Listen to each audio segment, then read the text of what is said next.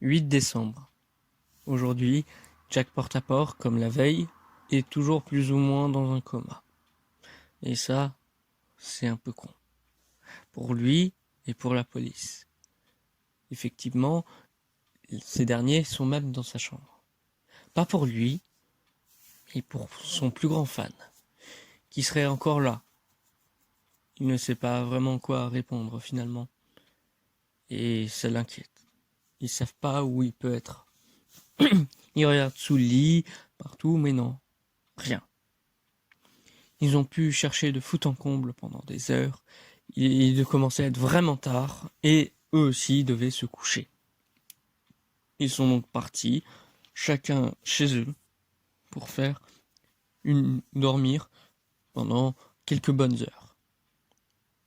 Le truc, c'est que le fan de Jack Portaport était sous lui, dans le lit aussi. Une idée qui n'aurait jamais traversé la police.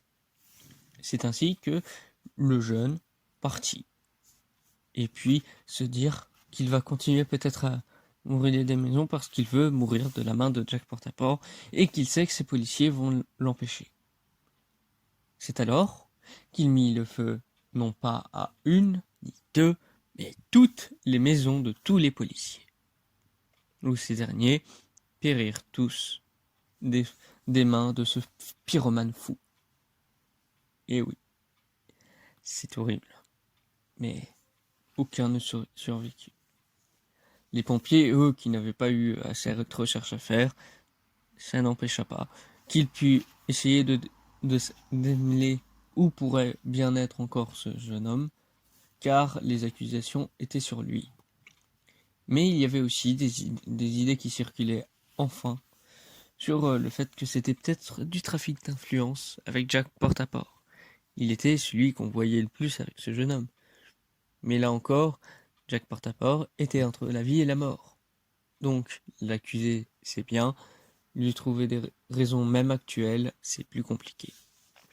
Ils essayaient même certains même proposaient, et si on le laissait mourir, vous avez vu ce qu'il fait faire aux jeunes, comme ça, au moins ça nous coûtera moins une corde. Mais la corde était déjà pour le jeune homme. Tout était prévu plus ou moins. Il manquait plus que le coupable, quoi. La plus grosse part du travail, puisqu'il était insaisissable. C'est là on cassait les pieds à beaucoup, d'ailleurs, de savoir qu'ils pourraient peut-être être les prochaines victimes. Mais ce qui était déjà à faire, c'est appeler avec les téléphones qu'on pourrait qualifier du milieu âge, si on peut qualifier qu'il y avait vraiment des téléphones, on ne sait pas comment on pourrait les décrire autrement. Ouais, j'ai fait beaucoup de recherches et comme je vous dis, on ne sait pas vraiment. Mais enfin, ils ont dû appeler ou trouver un moyen. Du coup, il y a eu des sonnets épistolaires par-ci par-là pour contacter et prévenir sur le fait que leur police a perdu tous ses hommes en quelques heures. Et du coup, ils expliquaient la situation. Ça paraissait grotesque, même juste gros, mais ils en avaient l'habitude en général. Donc, il se dit, oui, normalement, dans 2-3 jours, vous allez avoir de nouveaux renforts. Ok. Eh bien, pendant tout ce jour-là, déjà, ils ont commencé à faire pas mal de recherches, à savoir où ils pourraient être, mais c'était en vain, comme la police avant eux.